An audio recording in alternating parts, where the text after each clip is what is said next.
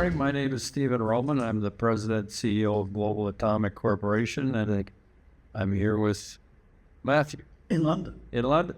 At the WNA. Yes, sir. It's all happening downstairs. But you've been here for a few days before, but a lot of people want to see you. It's actually, I arrived Monday morning, and it's a totally packed week. So I have meeting after meeting the whole week. So it's very exciting. There's a lot of people with interest in our project. So what type of people? Because I want to have the money conversation in a bit, but it's kind of broad church of people leading into uranium at the moment. Who are you seeing? Well, we're seeing utilities. We're seeing potential investors, new ones that have sort of surfaced because of this demise and all the uranium equities here over the last couple of months, and they're saying, hey, it's time to get into this market because the uranium fundamentals are very strong and the market's been crushed. So, a lot of people are coming and wanting to meet with us to say, hey, now is the time to get into Global Atomic. Well, let's talk about that because I don't spend too much time talking about fundamentals. Like, lots more reactors being built, lots of SMRs being commissioned, even micro reactors too. So all that kind of demand side. I mean, the bit that interests me, fascinates me, the supply side. A lot of people talking a good game, right, about building. You're actually building. So should we start with you and then we'll come back to the more? So how are things on the ground?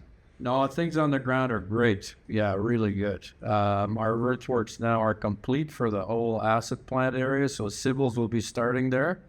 The acid plant is now completed, fabrication. So it's in containers ready to be shipped. So that should be arriving probably in November, December timeframe, given logistics these days. But then we're moving on to the other areas and completing that, and really everything is gung-ho. We're now, the big job we're doing at the moment on top of the earthworks is master drilling. I've got a big rig in there that's doing 2 major raise bores. So we're doing 2 vent shafts, 1 downcast, 1 upcast. And that's underway right now. So the ore body right now we've been accessing with our ramp. We've now got material on surface ore, but we have to now provide adequate ventilation for a continued development underground. So that everything is moving on schedule at the moment, and we hope to continue. Okay, and does it give us a sense of how many people are on the ground at the moment? About 450. Right. So, yeah, it's a small town. It's in place there. So, but more importantly, it looks busy for the government because obviously people are reading about the situation with the we call interim government and junta. Lots of names thrown at it, but they want to see companies, foreign companies, actually doing things, not land banking, right, and taking their time, right? So is that the case? Well, I think it's generally the feeling now is that governments don't want you to land bank and, put things on the back burner.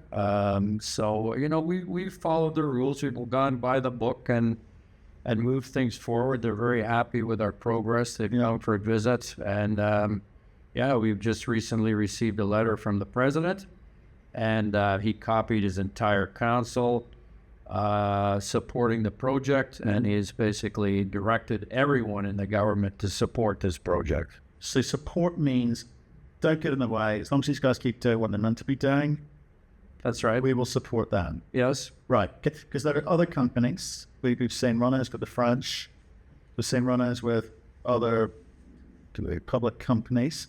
Have had licenses withdrawn or not issued because they're not getting on with it. So that's that kind of slight unknown. Feel a little bit nervous about what will the government do next. As far as you're concerned, they're like any other business, any other government, and any other set of regulations in any other country. That's correct. I mean, there is a prescribed timeline. Just for instance, when you've got your mining permit, you've got 2 years to start mining. You did that. I did that. Okay. Other people have not done that. So the government says, okay, well, we'll give you a little extra time. Really? And that happened. But And still nothing. at the end of the day, Yeah. it was clear that they'd fallen behind the timelines that were prescribed in the rule book. Yeah, we've seen that. We've seen that down in Namibia in the Corp project with from Cedar Run World. Yeah, I think it's reasonable behavior. I don't think it's unusual. I think it's reasonable behavior. This land banking's gone too long, and if they come, they can get on it, or at least relinquish some of the land if they can't. Okay, so let's busy on the ground, busy for you, but we've got to come back to that topic and funny, right? People are talking about, well, if this DFC stuff doesn't happen, is that a problem? Does that mean JV? If so, we start in terms of blank sheet of paper. Does it matter which route you go down in terms of the financing alternative for other ones? So maybe explain where you are on the DFC. Well, the financing, definitely, I would agree. That's the biggest nut to crack here, and that's what I think will re-rate the company once we announce that we have this taken care of. Currently, we've been financing, obviously, through equity, and even with the DFC, we needed to finance 40% of the project, our equity, and then draw down 70%. Subsequently. Mm-hmm. So we understand from our discussions that by the end of Q4 we should have that completed. And when we say that completed, The board meeting and the approval to go ahead by then. To go ahead with what? Give to the financing. That's right. Okay. So there's the whole process. So and I think we're delayed slightly. Well, there was a delay due to these issues with the permitting for Uranium, and Govix as Maduela, and the Benin border not being closed, and then the departure from ECOWAS. Right. So that happened basically at the same time, and we were supposed to go to our July 16th credit committee meeting. So on July 15th, they called us and said, we can't go to credit because these things happen. Yep. We got to get some clarity on it. Yep. And so we had to come up with the answers on all of that. Right. So, I mean, clearly the permit issues were related to timelines expiring. Mm-hmm. The ECOWAS sanctions or the ECOWAS departure of Niger, we told them that doesn't affect us. Yeah. You know, we really don't have anything to do with it. Why would this be? I don't know. I could know. But bankers are nervous all the time. And of course, this area makes them more nervous. So they just have to dot the I's and cross the T's. Okay. As far as the Benin border goes, there's been a lot of movement on that front. And it looks like it's going to reopen very soon. Okay. The Chinese now are shipping through the pipeline their oil from the production in Niger to the port of Cotonou. Right. So that's, obviously moving things along. The government needs the revenue. Orano's Somaïr operation in the north, they've got stockpiled yellowcake there.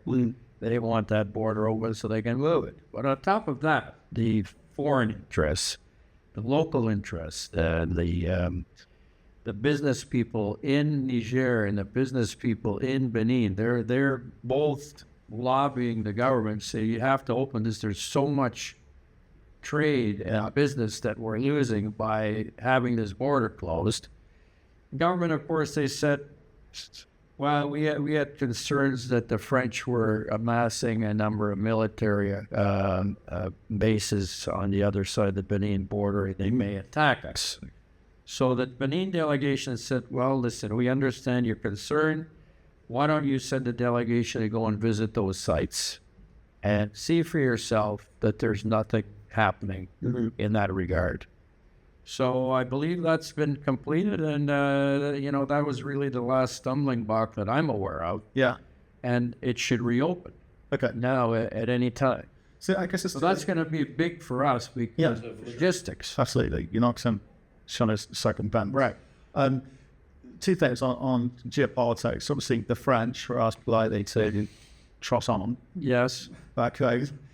And there are sort of robust conversations with the US at the time. Right. So, as I'm saying, the French still not welcome back. No. But the US conversations look more positive.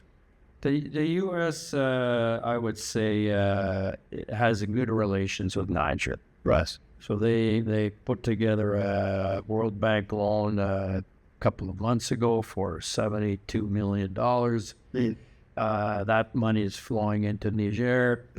There's other business interests and infrastructure funding going in. Clearly they're working on our project as well. The embassy is very engaged with the government of Niger. And they're still there. Oh, yeah. The U.S. Embassy has a huge presence there. Okay. And, there could be some overall strategic, let's say, help in maintaining a proper security in the country. So the Americans, don't forget, they had an agreement there, too, on that base. Right. Signed in 2012. Yeah. As it was expiring now in 2024 in September. Okay. So this is all a game. I mean, the media reports these things, that everybody's getting booted out and, you're going to lose your concession. Yeah. And that's not the case. They need to report it properly, and unfortunately, you don't get a lot of that in the media these days. So, they're very well engaged. They're very friendly together, and we'll see how it all develops over the next little while, but they're not leaving. Okay, so that's obviously, as you're intimating, it's good news for you in the sense that stability in the region. Yes. I think it's the most stable country still in the region. Right, yeah. I think some of the countries to the south pass. Well, I would say Burkina Faso and Mali in West Africa are seen a little bit crazy. Incidents that's ongoing for the last 5-6 years. And so with the US there, it brings stability to the region, also makes it fresh, unlikely to build up forces, over Mali to do anything.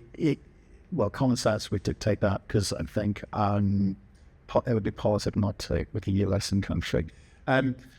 With regards to, and obviously US interests in terms of being able to secure supply, that, given that DFC conversations, etc., that's also going to be part of the mix here. Does that lend comfort as part of your presentation that you're making by Q4 at some point with the DFC? Yes, I would say yes. The utilities that we've signed deals with, obviously, they all want to have updates on what's happening. Mm-hmm. So we're providing that update. Other utilities we're meeting with here, they're watching.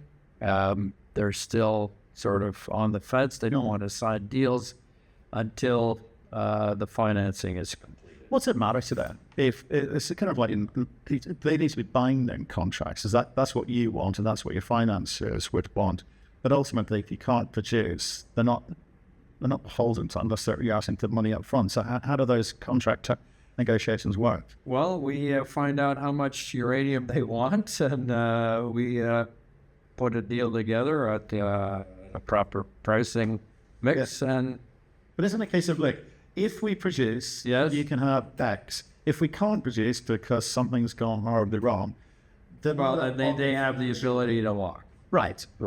But for you, as far as you're concerned, subject to, force majeure and that subject to you being able to produce, that's what your financiers want to see too. So really, this isn't about necessarily the contracts only. This is about the geopolitics of the moment, the perception of what's going on in the market.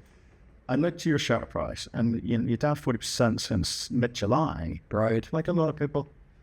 Bills isn't a you thing, but I'm saying, that's obviously painful when you get through finance. It is very painful. What else? Is there anything else that we're having to discuss that you think that we're looking at and maybe giving a discount for, or is this pure market sentiment around only $80 uranium? Well, yeah, that's a good point. The market needs to realize that the term prices have been continuing to move up, and we're now at $80. Well, look at 18 months ago, 35, right? Yeah. And yet, and the equities had a nice run up, and now everybody's sold them off again. I don't know why. There's no reason for it, because the reactor builds out there and the planned reactors have just too much promotion gone through the roof. Well, I don't know if it's too More much. serious question. Yeah, I understand. So it feels like the wrong type of investors getting into this. Well, you know what? Maybe that's right. It's a lot of retail investors have moved in, and now they're on to Nvidia or something else. Yeah. Uranium has taken too long, so they don't want to wait. So they've been just hammering the stocks. Yeah, because look at the fundamentals. The fundamentals got better, The fundamentals are definitely better. right? Yes. It's as simple as that. Companies like yourself, you're builders, Yes. not theoretical builders, Natural motors were not developed. promoting developers. If you're picking the right horse, it would seem that you shouldn't be touched. But collectively, I think the sector's been kind of people bail out, but no, it's about lots of things, not just. Well, look at Cameco was over $70 a share. Now it's down $25. I mean, why? Yeah, It's ridiculous. patience. Yeah. Oh, I mean, now is the time. So some of the people seeing us here at the WNA, they're saying, you know what? This market's been crushed so badly. Now it's time to get into global atomic. Feels like 2020 again. It's the same, Right? Same prices in 2020. Yeah, And look at how far we've come since then. yeah. It's just staggering. I mean, so no. Listen, we're on track. Construction is on track. We've got over 80 engineers working on this. I told our team the other day. I said, you know what? Once we finish this project, because there's really a lack of people that have ever built a uranium project out there. Maybe we can hire out our services to build the next one. Or pick stuff up for cheap. That is what. But this is the only greenfield project in the world. It's unbelievable, and I like these reactors and these utilities. I met with one yesterday, and we said, "Well, so what do you think about the uranium supply? You think you're gonna have any problems?" I said, No, there's lots of uranium out there. There's not going to be any issues getting uranium, but I think that they're going to be. Only economically. only saying it economically. If you're not worried about not making money, yeah, he's probably right. Yeah. Yeah. Well, look, I think you've explained sort of what's going on in the country, and obviously things moving forward. I think the support is out in the world there. I think the money side of things, if you're able to talk about that with us in terms of a solution by the end of the year, I think this is a leverage play for people looking in at this. Well, we have a couple of JV discussions on right now. Yeah, yep. So there's groups that are interested in coming into the project. We have some other options that What's the beast we're looking at? It's a mix. Okay. Yeah. Okay. Yeah. Some West. Everyone's interested. Yeah. Well, I think it's getting to that point. Yeah. Yeah, and they see the project now getting near to completion, a lot of risk taken out. They saw that letter coming out of the president of Niger supporting the project.